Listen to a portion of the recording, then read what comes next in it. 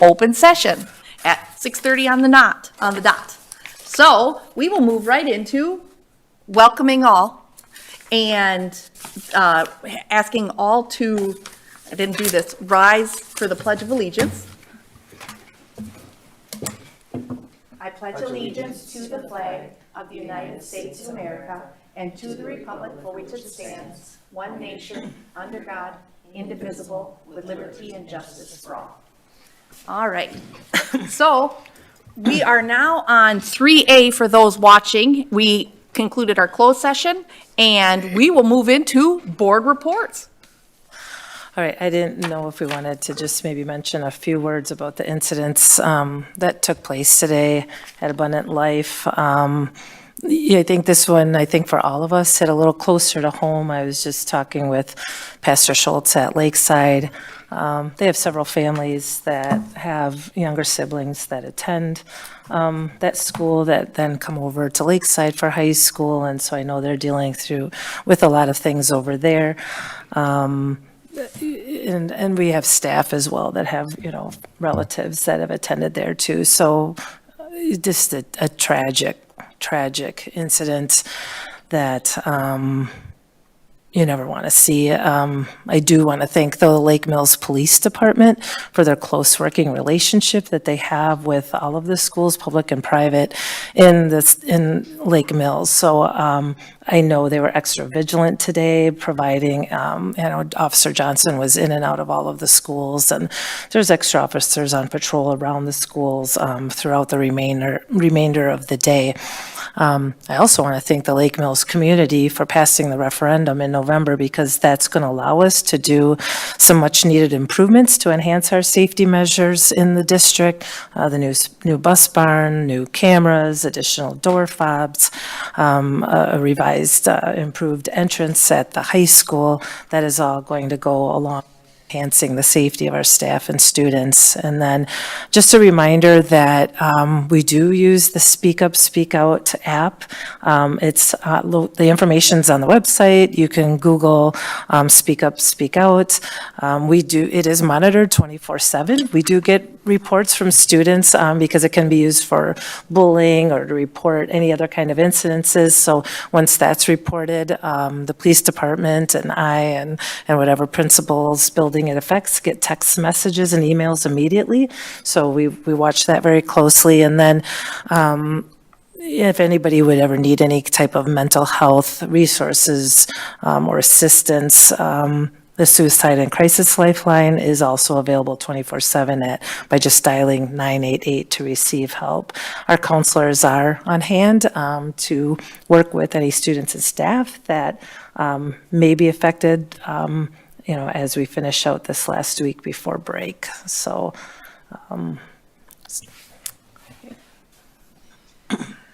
All right, with that, we will move right into Teresa Wozniak, EUA, and she will present on the status of the referendum and the progress that we're making. Yes, thank you, Amy. Good afternoon, good evening, everyone. As Amy said, I'm Teresa Wodzinski. I've worked with the Lake Mills School District for I think 12 years now on your various projects, and I'm the project manager for your projects moving forward. First and foremost, congratulations. You haven't seen the EUA Findorf team since the taxpayers of Lake Mills did support your referendum, so congratulations. Thanks to you for all of your hard work in getting your school district to this point. So, one of the things we just wanted to share is some of the new faces you may be seeing either at the next a future board meeting or working on the projects. So as I mentioned, I am the project manager for the Lake Mills projects and have been for quite some time. You remember Kim from pre-referendum. She is one of our planners. So she works on square footages, space adjacencies, pulling that all together. One of the other faces that you'll see from the EUA team is Roberto Jaimes. He is a designer. He worked on the high school referendum a few years back, but he puts the 2D square footages and spaces into 3D. Jordan Harris is our interior designer. She's been meeting with the core team already. She'll be here in Lake Mills tomorrow. Justin Lodel, like myself, has been on every single Lake Mills project that we've worked on. He is our senior project architect, so he brings all of the technical detail and pulling all those projects together. And then Kit Daly, whom you are more familiar with from the pre-referendum side, she really gets to take time and sit in the back seat, working with Tanya and Jessica from Findorf on some of the design and construction communication, but really just is able to step back. On the next slide, we have the Findorf team. They are not here in person tonight. Most likely, the next time we present to you will be a design and budget update, and then you'll see the familiar faces from the Findorf team. But if you remember from pre-referendum, Kristen Milsna, Vice President of the Education Market, Aaron Zutz, Director of Project Management, Peter Sandin, the project executive that will be working with the Lake Mills team, and then Jessica, who you saw at the at the community meetings in different parts of the pre-referendum process. So just a real quick reminder, in case you guys forgot, what exactly are we doing? What was successful? So both questions were successful. The first question was looking at, as Tanya mentioned, improving those safety and security needs that still exist in the district, capital maintenance, reconfiguring some of the outdated learning spaces, particularly special ed in the lower level of the high school, renovating the library and STEM programming at the middle school, and adding additional classroom space for the elementary school, the little learners, the 4K and EC spaces. And then in addition to that, the taxpayers supported replacing the lower level high school gym, which really functioned as a single section gym class, but is being expanded to be a 2-section gym class. So just a quick look at what that looked like, diagramming. So pre-ref, we identify square footages needed. We show blocks of color where spaces will be renovated, spaces will be added onto. That light blue, if you remember, is that light renovation. But now we have to actually make it real and buildable. So one of the things that we've been doing, meeting with the core team, if you want to go to the next slide. So that's really conceptual pre-ref, right? We don't take the time to figure out details. Budgeting is based on that square footage number. So once a project is successful and funded, we move into the different levels of what we call architectural design, which is schematic design, design development, and construction documents. And at each of those 3 different phases of the design process, we are providing a deliverable, which is a set of drawings and narratives that describe the scope of work. And then there is a budget check at each of those deliverables. So at the end of schematic design, which is coming up faster than we realize, there will be a budget check. At the end of design development, there is a budget check. And then construction documents is really finalizing all the details, figuring out how those, so you're moving from what we call sketches, plan diagramming, to actual hard construction details. And then at the end of that is the bid process, which you'll get updates on in the future. So real quickly, as a core team, we've been meeting every 2 weeks. I think we met, was it the Thursday after the referendum was successful, I think? So we met a couple times in November, and here we're meeting again tomorrow, twice in December. And after meeting with staff and understanding their needs, for example, we met with the elementary stakeholders, the staff, administration, and understanding what we need to be planning the space for. So the examples on the left are just some different variations of potential plan diagramming that had happened, and then the image on the right is sort of where, of the three options that were presented, sort of where the core team gravitated to, and now we're taking that plan option and further refining it.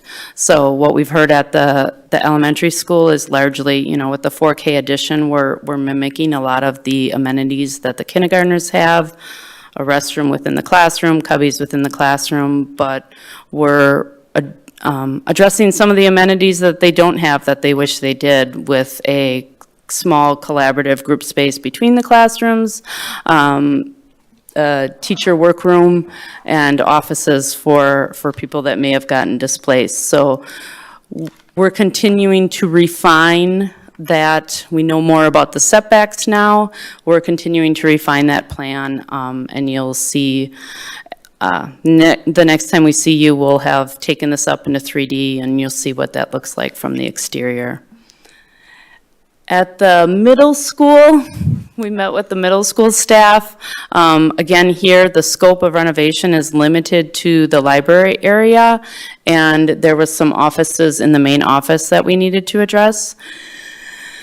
So as a result of those conversations, there's some moving of people that happens real easily, but it improves the efficiency and the function of the library space, creating, instead of one large conference room, creating two smaller SGIs for student and staff use, and then obviously adjusting the, you know, within the office themselves, adding an additional wall for having the principal and the associate principal adjacent to the main entry, and then relocating an office that got displaced to the library so that can be reclaimed by library space.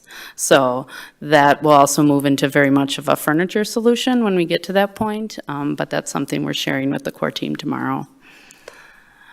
And then at the high school, we started, so there is a lot of moving pieces at the high school that all need to fit together. So in the lower level, actually, let me back up. On the first floor on the left side of the screen there is in the blue are the office functions, and understanding how the principal, the dean of students, the counselors and support staff and the recreation staff all fit together in the spaces that exist there, as well as improvements to the band, choir, and those support spaces. On the right-hand side of the screen is the lower level, so that large circle bubble is that gym addition, and then all of these support spaces that need to be associated with that, the locker room spaces, trainers, etc. And then the orange and yellow are all of those special ed spaces and different spaces associated with, that are currently in that lower level, that we're trying to find the best home for them. There's certain programming that needs to be located with its own exterior entrance, whereas maybe now they're located buried within the building. There's some additional support spaces, small group instruction, collaboration spaces, kind of breakout spaces just for students to have that not necessarily a cool down space, but just a space to be away of that opportunity to be able to focus on themselves and wellness and being able to cool down. So this was just an example of our design team meeting with the staff at the high school. On the next slide. So those bubble diagrams are, at the next core team update, we're looking at sort of how does that lay out with square footages, walls, and getting more specific than just the adjacencies, which is what we were focusing on now. So there'll be a handful of options that are rolled out to the core team. So next steps, this was the schedule that was shared pre-referendum with, I think, a little more detail now. We're looking at the elementary school addition and capital maintenance and the middle school renovations and capital maintenance being on the same schedule, that those projects would be designed and engineered and go out to bid late summer, early fall. We are breaking out the middle school site and tracking that on a different timeline, just to fully understand what is best going to serve that site. Potentially, if there would be any cost savings, we could reallocate those to be able to do what's needed there, but that's, we're looking at starting the design and engineering of that next spring. At the high school site, obviously, a lot more square footage, a little more complex, need a little bit of more time for the engineering and architecture. So the gym addition, site work, the renovation of the interior spaces, capital maintenance, and the entrance addition would be bidding out late fall, early winter, and then construction would start on that in the spring. The high school theater updates, sound, lighting are kind of tracking their own schedule. We're looking to do that work next summer of '25. And then the bus barn is well underway with designing and planning and things like that. So Correct. I don't know if there's anything you want to add to that, but We're working on bids right now, so I would expect that we would have those bids back by about the second week of January, and then we'll be meeting with the facilities committee to look through those and then approving those at a board meeting. and I So think is that was the last slide. Oops, sorry. Oh, go ahead. Is the bus barn then is kind of a separate process? We're just not having EUA oversee Yeah, that okay. project. Another question I had, just trying to better understand how construction and design teams, I know you're keeping each other informed along the way, but is construction jump in more, what's the role before construction?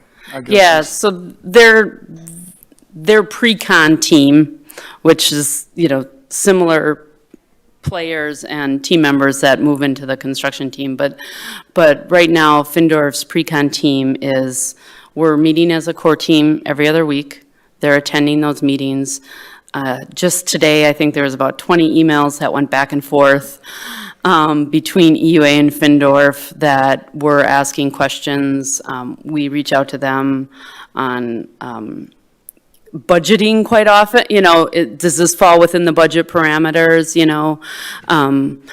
and, sometimes they're, like, the gym at the high school, for example, there'll be a conversation, well, what's more cost-effective? Is it precast or is it brick? And depending on the bidding environment, sometimes they've said precast, sometimes they've said brick, and we, quite honestly, can make the building look on the exterior however we want, but how it's built might have a significant impact on the budget. And so there's lots of conversations back and forth about what's the best option for the project. So there is a lot of meetings back and forth. And then certainly when we get to that schematic or that construction document phase, in a few months, they start really getting into, what we're specifying. Do they need to order some, mechanical units early? And then really, once the drawings are done, they take that over, and then we get to sit in the back seat for a little bit and support the construction process. So, is, throughout the whole process, is there a person that is a point person, or does that kind of depend on what part of the process we're in?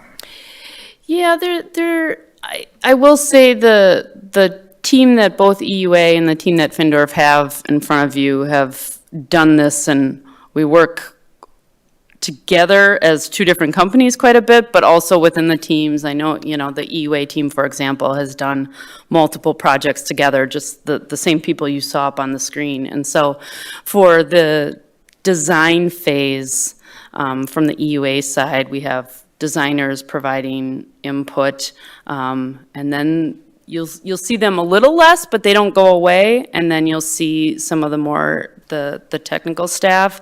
The main point person, quite honestly, is unfortunately my face. You're stuck with guiding the process, right? And Findorf will have the very similar components as well, but they do have to bring in, you know, their site superintendent when construction starts, and a few more of those key players that will be brought into the team a little bit further down the line. So. Okay. Part of the reason I bring that up is just trying to avoid us trying to work between two teams. Sure. You know, Yeah. and, well, go talk to Findor for, you know. Yeah. Well, and hopefully, you know, again, as two companies, we've worked together quite a bit. So hopefully you never have an instance where whomever you ask the question to, we can't get you the right answer pretty quickly, right? I think, you know, right now we're in the driver's seat with the design, engineering. If you have a question about a budget or how to build it, that might be more Findorf, but I can't think of an instance where you wouldn't get an integrated answer from either one of our teams. And certainly, you know, if an email gets sent and we know we need support answering it, we're taking care of all of that behind the scenes. And Okay, thank you. we hopefully the teams blend seamlessly, so you don't even have to think about that. But I was just going to say thank you for the update, because I think this is something we haven't been through before, so we don't really know what to expect. And one of the things that, you know, we feel is really important is continuing to be transparent, you know, with the community, and as board members, making sure that what we have asked for is being delivered, right? And so I appreciate the updates that we'll be getting on both, you know, the construction part and what we see and what we've created, and then what that budget is at the end. So thank you for that. yeah. I was wondering, you were kind of mentioning stuff about materials. So like who is looking out for us as far as best material for quality and longevity versus the best value?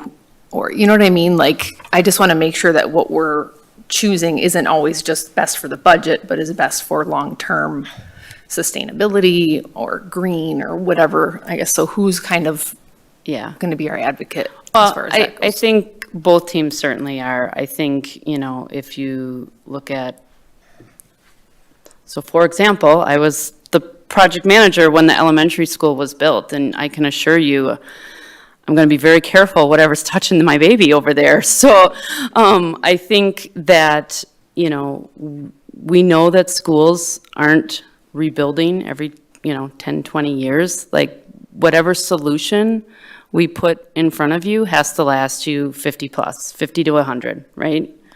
And so we know the materials that are going to last, and we know materials that won't. If there's budget concerns, it's not, the sacrifice has to come from somewhere other than what's going to hold up and what's going to keep the rain out of the building. And Teresa, so, I would even say, I mean, I've worked with you before, and part of the RFP process to hire you as the architect and Findorf as the construction manager was, I think, doing our due diligence at the time when we interviewed companies that I think your reputation of being very open and honest and being able to provide us choices. I've seen you do that where when bids have come in on projects, and when I worked with you previously, where you've said to me, this is a lower bid, but this either company or this product is going to be better, you're not going to want to take the lowest bid on this, or vice versa. Or when you talked about the precast walls on a gymnasium, I remember having lengthy conversations with you about the pros and cons of that and what you were watching out for. So I think the nice thing about working with you is that you do lay it out on the line. So, between you and the folks from Findorf, you're not just choosing for us. I think there's a lot of in-depth conversations that happen, especially when we start getting on the construction side of those meetings, that I feel very strongly that the district is still in control of a lot of that, and we're not just being kind of blindly led through something. So that's what I have appreciated about working with you and your team. It's good to know. Thank you. My updates, I was absolutely was going to cover lots of it, and thank you. Am I- So, but yeah, but just a kind of a plan. The core team meets every 2 weeks, and then at least up to this point, there's been, on the opposite weeks, there's been staff meetings to determine what works well for the different staff, and so it's not a core team meeting every week. And then also another note I made is we talked about how potentially the middle school site and how the questions of baseball fields and expansion of the outside, about 12 or 14 to 13 months from now, they're going to need a decision from from us on what we need to do for the middle school outside site. So that's a question for us, just to know what we would like planned for the outside of the middle school. So that's the other note that I made. So, but everything else was included with Teresa's update, so I thank you. So. All right, then any other questions for Teresa? All right, then we will move on to Mr. Brian Brewer. Good evening. And that's in case you want to jot notes while we go. Thanks. Thank you. I know you already have it.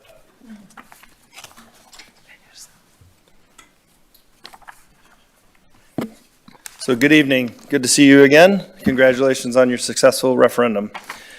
Tonight we're talking about an update in the market and then a sample timeline leading up to locking in the long-term borrowing rates for a portion of the total financing. And then the related timeline for your action. So if we go to the next page, basically these next two slides are interest rate based. So this slide is your borrowing interest rate. So this is, what you're going to pay investors to lend you the money to build the buildings and pay for the contractors for the 20-year payback. And the bottom visual is the last 30 years of 20-year borrowing rates. So I do that to give you a broader perspective on how favorable the environment still is for financing. This district has locked in favorable financing for each of the previous referendum financing. Fortunate to take advantage of kind of that second half of the bottom there. And then, you've also taken advantage when rates went abnormally low during the pandemic, which is the lowest point. You refinanced to lower the interest costs even further. So you've been managing as a school district and as a board, actively managing to keep the interest side of the expense down.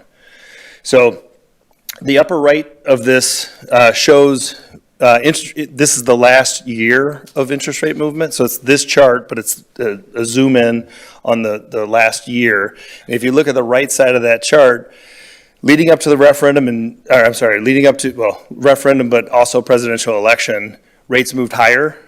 And then the first week or two after the election, they moved even higher. But basically since then till now, they've gone back down. And so currently we're working with other districts that received approval in November, beginning to lock in the 20-year borrowing rates. And those rates are hovering around 4%. So depending on the repayment structure, some are shorter and they end up in the 3.8 type range, and some are, 4.1, 4.2, depending on how the repayment and the credit worthiness. So we'll talk about that in a second. So right now, to put that in perspective, you utilize a 4.75 and a 5% as your estimate. So that blends out to be about 4.79. So we're close to 80 basis points or 90 basis points lower than what you used in your conservative preliminary estimate. So that's a very good thing, which is why of your total authorization, we are working on paperwork to get you ready for your January 13th meeting. We'll take bids that morning. We'll bring back that night the final rates for your consideration and approval. That financing, I'm sure it's going to be plus or minus 45 million out of the total. Ultimately, the benefit of that is we're hitting the market at a very favorable time. If we can lock that first portion in at under 4, let's say, that'll give you a lot of choices of how to pay down the final 6-ish million on the balance. So part of the strategy is rates have come down and they're still very favorable historically. But the other reason for borrowing the 45 is on the next slide. So the blue line is the same blue line from the previous page. So that's your 20-year borrowing rate. So it's an index, it's a daily index. That's not specifically what the district will borrow, but it's an idea of how rates have been moving. The reddish purple line is the 2-year U.S. Treasury investment rate. So it's a very short U.S. Treasury investment versus your long-term borrowing. And the reason I highlight that and I bring that slide for you tonight is that this is the last 30 years of the relationship between those two things. And you'll see that there's only been 5 times in the last 30 years where you can invest short-term higher than your long-term cost of borrowing. So you're kind of in an environment where you're getting the best of both worlds. Like if you borrowed in the pandemic, that dip in the kind of middle right, or post-Great Recession, which is kind of the main part of the middle, yes, you got lower borrowing rates, but you weren't earning anything in your construction fund. In this environment, when you borrow the 45 million, if you can lock it in, let's say 3.8, 3.9, you can earn currently 4 something. So in your account what happens is you borrow it from the investors, we'll put it into an account. You will, using your investment policy, you'll invest in very safe U.S. Treasury or FDIC-backed CDs for that next 6 months, 12 months, 18 months, 24 months as the project is being implemented. So you're going to end up earning as much as you're allowed to keep. Then at the end of the project, that will help you as a board to decide, how did the budget come in versus estimate? Do we need some of those investment earnings to finish out the projects? And then if not, we can use the remaining balance in the account to pay down the debt a little bit faster than what we were planning on. So it puts you in a great spot to have choices, basically 18 months to 2 years from now. So that's why I show you both interest rates, because that kind of informs the next page. Ultimately, our overriding goals are achieve your 2-cent increase in the debt portion of your mill rate, minimize the total interest cost to be repaid over the 20 years, minimize your interest rate risk for locking in that interest cost, and then maximizing your investment earnings. So in order to do that, one of the first things we'll do, and it's actually this week, Wednesday, Tasha, Tanya, and I will be on a call with Standard & Poor's, which is a credit rating agency.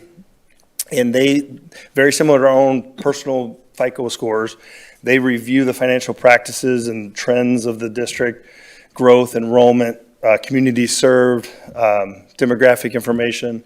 But most of what Standard & Poor's looks at is your month in, month out decision-making, your policies, your practices, your budget to actual, like the things that you control, that this is where we shine a light on how strong your management is.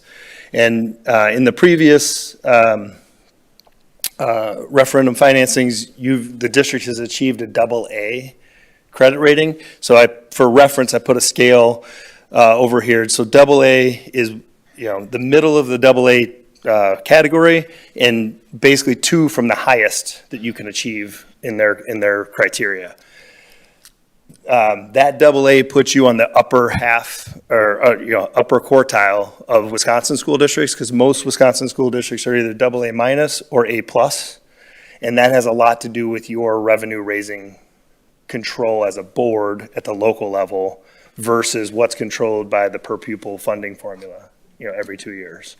So AA is a very strong credit rating. That is ultimately our objective, is to present the information, present the debt repayment plan, present all of the growth and budget to actual results to achieve that AA assignment for this next issue. So as I mentioned, phase 1 will happen in January. On the 13th, it'll be approximately $45 million. Ultimately, that locks in the favorable borrowing environment and gives you funds scheduled to close in early March. So from March 25 through the spending schedule, you'll be able to lock in your investment rates while they're still very, either the same or slightly higher than what your current borrowing cost is. Then phase 2 will come in early 26. We'll ultimately update that repayment part once we know how the 45-ish comes in, and we'll try to, pay that off quickly and save even more interest costs as we go. And we're still using a conservative growth in your property value base for our planning for the mill rate, so it's 2.5%. As you know, you've been closer to 9 and 10 in recent years. Last year, you were at 8.5. The state average was 7.7. So we're still trying to be conservative on what the future growth in the community, the property values within the communities that the district serves. So if we look at the next page, this is the detail page. So I'm not going to spend a whole lot of time on this, other than this is the one that Tasha, Tanya, and I look at, and it details out where your principal and interest payments are.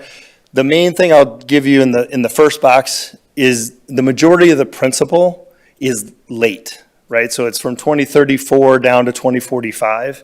So you're borrowing kind of the longest years first, and that's partly because of how favorable interest rate environment is, but it's partly because we're also trying to, as we did throughout the referendum planning, structure your payments around the previous referendum investments that you already borrowed for.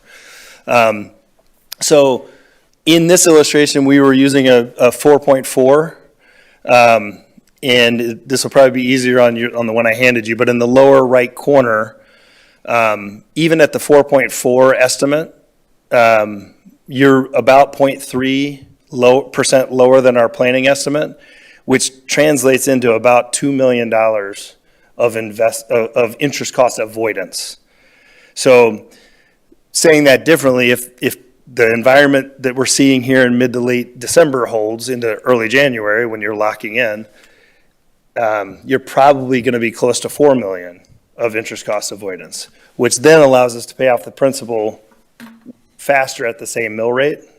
So you'll have a lot more choices as we go. So this is, again, a very positive start.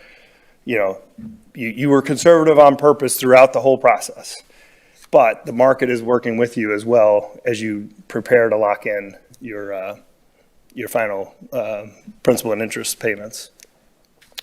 So with that, we'll flip to the next page. So we're here tonight discussing the plan. As I mentioned, on Wednesday, we'll go to have the bond rating credit conference call with Standard & Poor's.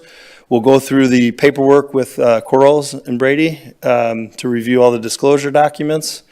And probably that first week in January is probably when we'll receive the report back from Standard & Poor's. We'll send that out to investors along with the official statement, which in a bond offering, think of it as like a prospectus. Like if you look at mutual funds or stocks, the information about what the investment is called the official statement. So that will all be sent out to investors. And then on the morning of the 13th, we will receive those bids. We'll bring back the best bid for your consideration and the final resolution. And then as of that night, the rates are reserved and locked. The closing is scheduled for March 5th. And the main reason for that is you have a 20-year limit on how far out you can repay from the time you borrow. So by closing March 5th of 25, you can go to March 1st of 2045. So you're locking in the full 20 years. So if we closed it any time sooner, it would only be 19 years and we'd have to, do the rest of it next year. So by doing it this way, it allows you to take advantage of the full 20 years at this time. So I know that was a lot of detail in a short period of time, but I guess the key takeaway is you were conservative throughout your communication, pre-referendum communication. And not only did the market stay the same, it actually got better. So, if that stays through January, which is always a big if, right? Things will continue to change, but you're in a great spot to meet or beat your referendum estimates for this first portion of financing. If things stay the same as they are today, into January, at the time we have to lock in the rates, is it that the tax impact would be zero for all of it? In other words, That'll help you to achieve that. Ultimately, it depends on how you decide to pay back the final portion, but right now, the estimate is that the mill rate for debt is going to be a zero increase. So we're keeping it at, so not needing the 2-cent increase that we were estimating because we have less interest. So we're using that drop in interest to offset that 2 cents. okay, But as an effort to try and save even more, we're trying to pay down more principal as opposed to letting the payment drop further. So we'll balance that out as we go. But the key is, what is this first financing? How low below the estimates is that first financing? And then you'll have more choices with what that looks like in the coming years. okay, thank you. Are there any other questions? All right, well, thank you, Brian. Thank You're you very welcome. much. And we'll look forward to seeing you Yeah. next week, or next in month. in January, and I think Jordan, my counterpart, will be here in January. So Sounds good. all right. Well, All right, thank you. thank Have you. a good night. Yep. All right, moving on to 4A administrative reports. All right, we were able to celebrate Beth Denzine, our math teacher at the high school at our Rotary meeting a couple of weeks ago as the teacher of the month. Each month, it's just such an exciting time when we get to see our teachers go up and hear all the great things about them. And our Rotary Club is, I think, so generous and just so positive. For the staff that get recognized. This has just been, I think, a really great thing overall for our teaching staff. Each of the 3 safety drills were conducted this fall, so Mikhail Vogel will be uploading those into the portal for the Office of School Safety.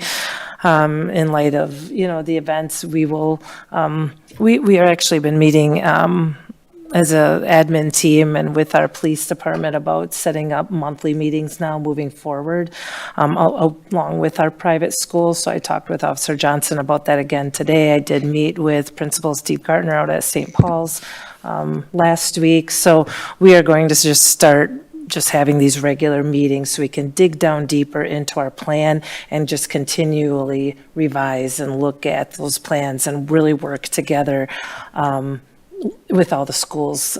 Obviously, if something would happen at one of the schools, it would affect all of the schools in Lake Mills. So excited to get the ball rolling on that. Can I just add that it just got me thinking about our safety plan. There's a lot of things that the adults within the school have control over. I was thinking maybe even if we could enlist Officer Johnson to do a little more discussion with the students about gun safety, even parent communication about making sure to lock up your firearms, just, the kids don't live in a bubble in our school. So there's a lot of stakeholders obviously involved. And so just trying to bring in our parents and our police department to try to just keep guns out of the hands of children, because obviously it's extremely traumatic and terrible. So just trying to Yeah. do a little something Absolutely. else beyond what the normal, so.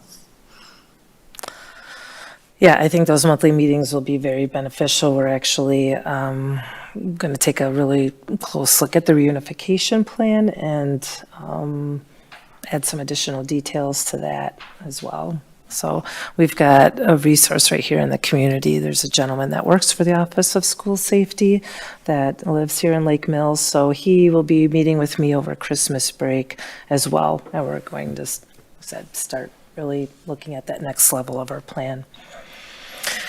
The Finance Personnel Committee will be meeting with representatives from PMA on January 6th. So obviously, you just heard a report from Brian Brewer, so we work with Baird. PMA is the equal to Baird, a competitor, but we're working with them on some post-employment benefit investments as well, and they work closely with CISA 6, who manages those investments. So they're going to do a presentation for you as far as looking at the interest rate, the financing on the money that we already have set aside for OPEB, and how we can make that money work better for us. And again, just like Brian presented with referendum money, the intent is to do the same thing with the money for post-employment benefits, so that it generates more interest, so it helps the district by paying down those costs and less of money that we need to use from Fund 10 to go into that. The ultimate goal that Tasha and I talk about is to be able to generate enough interest to actually look at financing the Tier 4 OPED, maybe a little bit better for our staff. That's the end goal. So they will be talking with you on January 6th. And then on last Friday, Tasha and I went to Jefferson to the title company, and we closed on the 2 parcels of land out on Oasis Lane. We got to meet the owners. They were very excited to sell it to the school district and having it used for this purpose. Very nice couple. And like I had mentioned before, when Teresa was here, Brad and Nick and I have been working with companies on soliciting bids for that project. We will bring that again back to the board. And that's my update. Are there any questions? All right, hearing none. I'm sorry, I had just trying to recall, is this land city or town? It's currently in the town of In the Lake town. Mills. And is it going to stay that way? Or? Most likely not, just because with the septic line that's run through there, and that now belongs to the city. There's kind of like some back history with that from when it was first originally put in. But in order for us to utilize the sewer line that's around there, most likely the city will make us annex into, the city for that. So Thank you. if we were going to dig our own septic, then we probably would have the choice to stay in the town, but I don't think we want to dig a septic. Okay, are there other questions? All right, thank you. Moving on to 4B. That's me. So I have a quick update on our teacher compensation committee tonight. So we established this committee few months ago. We have 9 committee members from across all 3 schools, and they represent, the individuals on there represent from all different parts of our compensation model. So we have representation from all over. We've had 2 meetings so far. So November 13th was our first meeting, and then we met again on December 9th. So at the first meeting, we really were just kind of establishing what we were there for and why we were there, some norms within the group.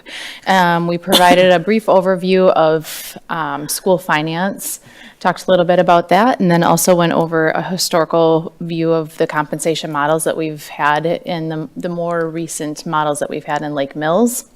And then we also touched base a little bit on just historically in Wisconsin, some of the compensation models. And then we also engaged a group with seeking some of the some feedback from them. So we asked them 3 questions that we thought we wanted some information on. So we asked them what questions they have about teacher compensation in general.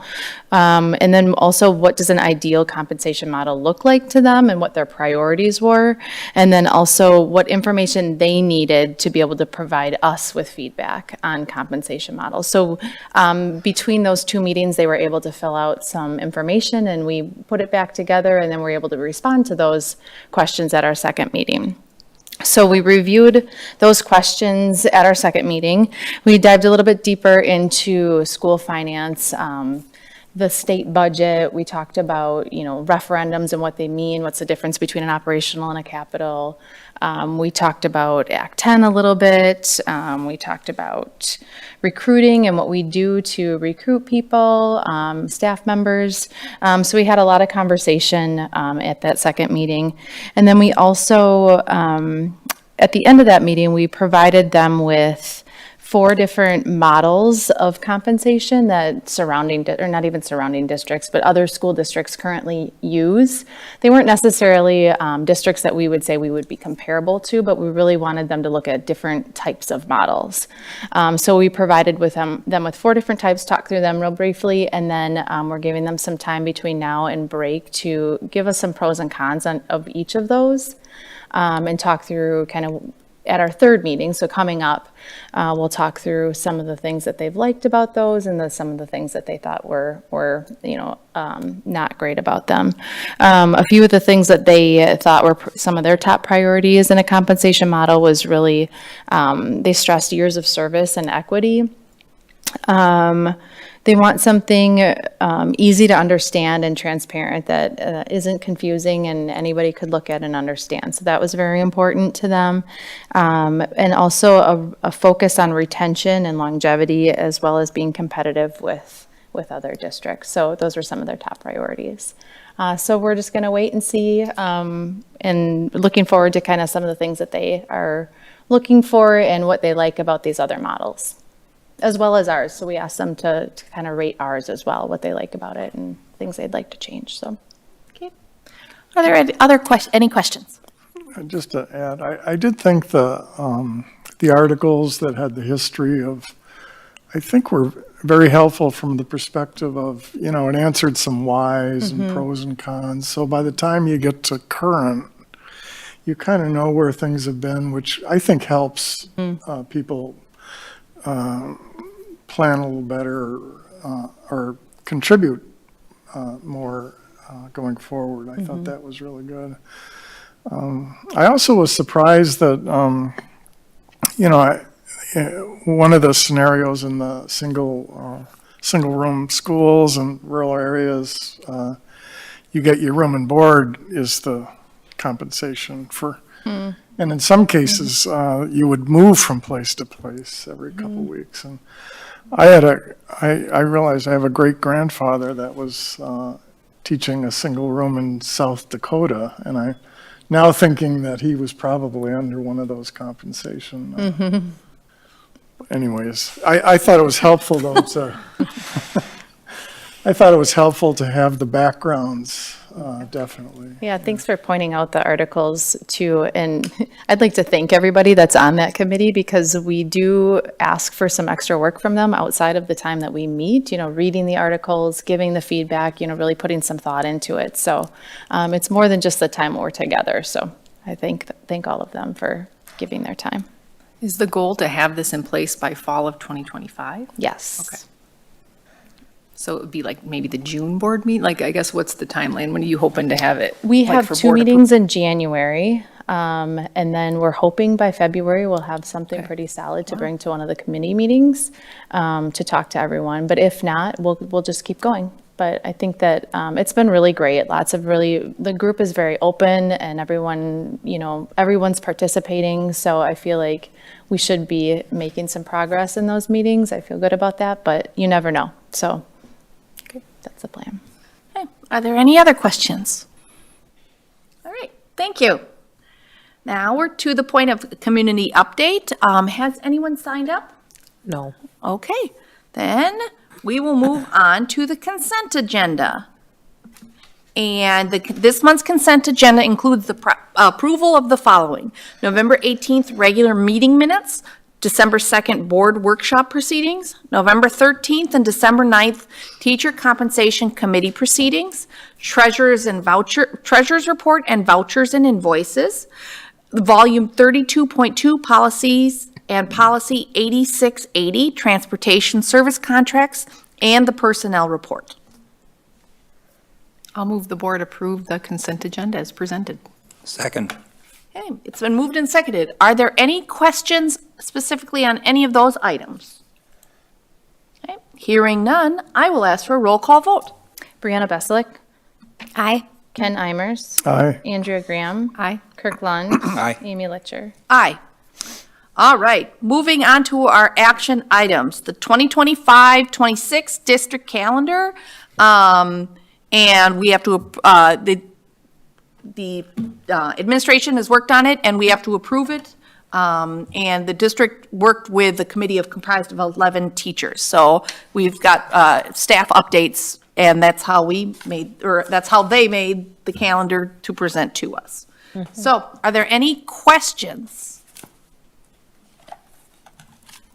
All right, hearing none about the proposed draft calendar, I'll ask for a motion. Well, I'll move the board approve the 2025, 2026 district calendar as presented. Okay, it's been moved and seconded, I guess now. Are there any other questions I have to ask? All right, hearing none, I'll ask for a roll call vote. Ken Imers, Aye. Andrea Graham. Aye. Kirk Lund. Aye. Brianna Beslick. Aye. Amy Litcher. Aye. All right, the next action item is the board is being asked to extend a memo of understanding with the Moravian Church for another three-year period for the district to allows the district to use the west half of the church's parking lot on College Street for staff parking. So, I'll move the board approve the memorandum of understanding with the Lake Mills Moravian Church. okay. I'll second the motion. Is there any questions? Discussion? All right, hearing none, I will ask for a roll call vote. Andrea Graham. Aye. Kirk Lund. Aye. Brianna Beslick. Aye. Ken Imers. Aye. Amy Litcher. Aye. All right, the January board meeting date, and we're being asked to change the regular meeting date from January 20th to January 13th in order to take the action on the bond sale for the referendum that Brian was talking about. So, I'll move the board approve the regular board business meeting to January 13th, 2025. Second. okay, is there any, it's been moved and seconded, any discussion on the motion?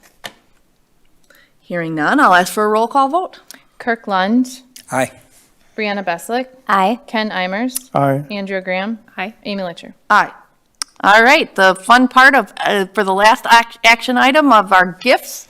And again, we are so moved and appreciate all the gifts that the community provides the school district. I'll move the board, thank all the generous donors for their continued support of our students and programs here at the Lake Mills Area School District. We have the Lake Mills Market donation of turkeys for Thanksgiving meals to the mill valued at $100. Bank of Lake Mills donation of 10 pair of boots to the elementary school. St. Mary Magdalene Catholic Church donation of approximately $200 of school supplies. St. Vincent de Paul donation of 5 pairs of boots, 15 snow pants, 9 coats, and a bag of gloves and hats for the elementary school. Greenwood State Bank donation of 25 food vouchers to the Mills Backpack Program, totaling $750. The Half Circle of First Congregational Church UCC donation of $1,000 to the mill. Jeff Lair, technology education teacher at the high school, received a $2,410 grant from the Society of Plastics Engineering for a large format 3D printer, and a Dose and Bobcat Discovery grant for $5,000 for a new welder, as well as the Lake Mills Market Roundup donation of $3,068.79 to the mill. Is there a second? I'll second the motion. All right, are there any comments or discussion? Well, when I walk through, these are, of course, really grateful for these donations. And I think what's unique about this set of donations. There's a lot of food and clothing, kind of for this time of year, that probably is a bigger deal, you know? And certainly the technology piece, 3D printers and welding is really a nice thing, but I was going to point out with that too, Ken, you know, the technology teacher went above and beyond to make this happen. And so we had in our notes some of the emails gone back and forth. And so there was a lot of work on his end. So definitely student-centered and student-first, and appreciate his extra time to do that. All right. All right, then I will ask for a roll call vote on the motion. Brianna Beslick, Aye. Ken Imers, aye. Andrea Graham. Aye. Kirk Lund, Aye. Amy Litcher. Aye. All right, we will move on to the future agenda items.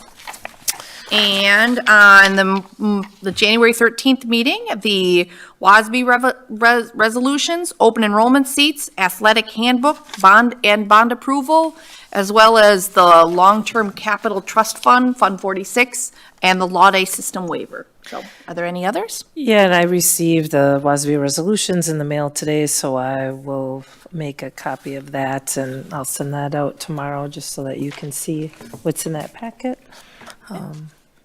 All right, then with nothing else, I will ask for a motion to adjourn. I'll move to adjourn. Second. Okay, it's been moved and seconded. Voice vote for the adjournment. All those in favor say aye. Aye. All opposed, same sign.